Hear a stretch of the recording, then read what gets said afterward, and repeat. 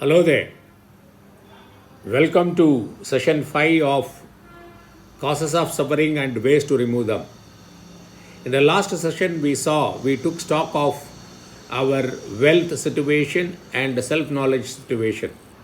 Now we have completed all the four areas of our life, wheels of our life: health, relationship, wealth, and self knowledge. For each of them, we have done for last 4 quarters or last 4 months, and we have a average figure. For health, we have 4 average figure. Similarly, for other three also we have 4 average figures. So 4 into 4, we have 16 figures. Now we have to put them under one sheet. Created a integrated view. What are they? First column you put that health, relationship, wealth, and self knowledge. Second column put the average score for January to March quarter. Then what happens? Thereafter in the next column you put weightage for this. In your life, which is more important? Whether all of them are equally important, depending upon your present situation, based on that give your weight.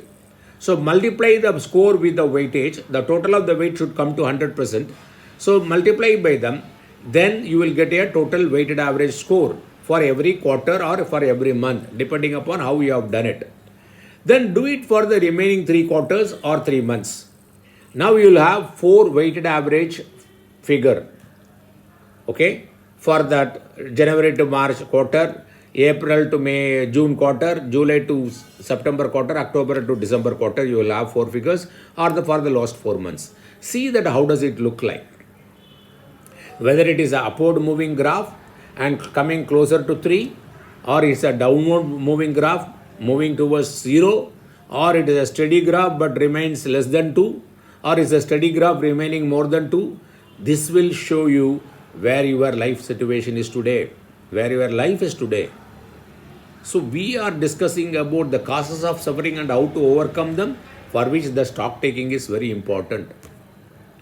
This is what called tapas, which we are going to discuss, a self-discipline. So once this exercise you have done, now we are ready to plunge into Yoga Sutra chapter 2, that is sadhana pada, or the practice chapter, practicing chapter. So first sutra, chapter 2, first sutra is tapaswadhyaya ishvara pranidhanani kriya yoga. He defines what is kriya yoga. Then you will say, wait, Ram, wait. You said that the topic we are discussing about the causes of suffering and how to remove them, and now you are talking something new, Kriya Yoga. Guys, I understand. Definitely, yes, I understand. The Kriya Yoga is going to help us to overcome our suffering, the causes of our suffering. That's what Panini gives first, that sutra. I know this question will come. That's why I immediately said this.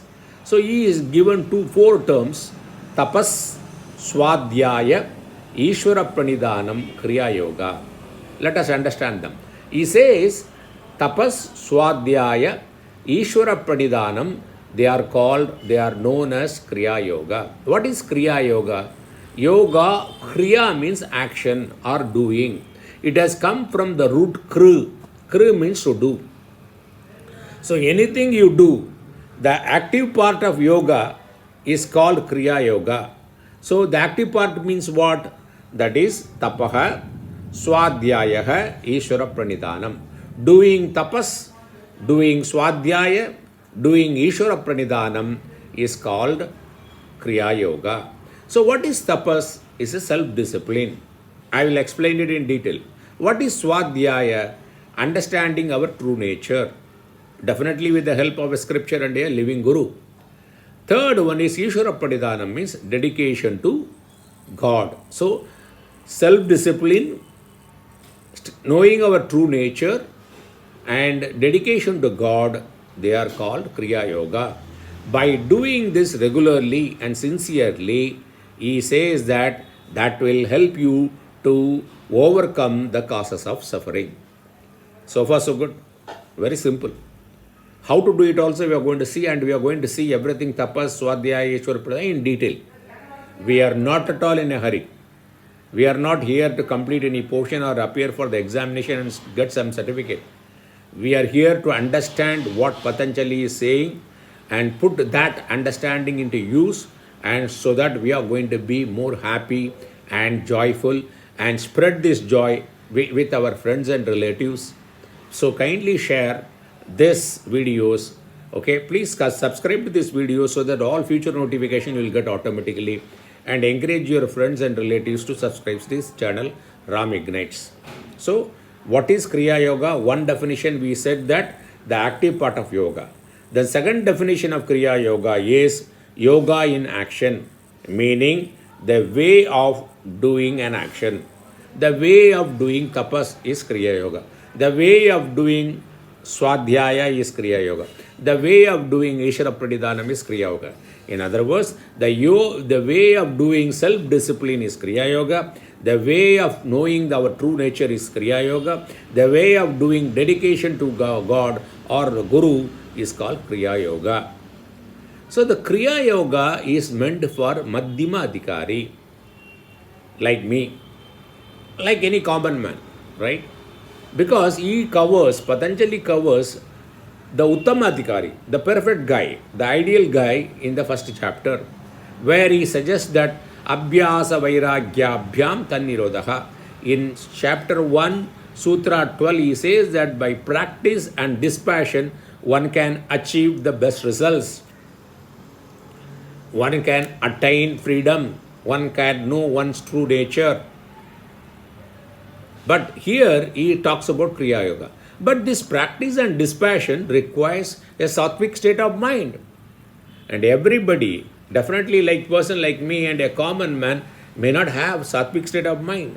So to get into that, to get towards the sattvic state of mind, Kriya Yoga helps.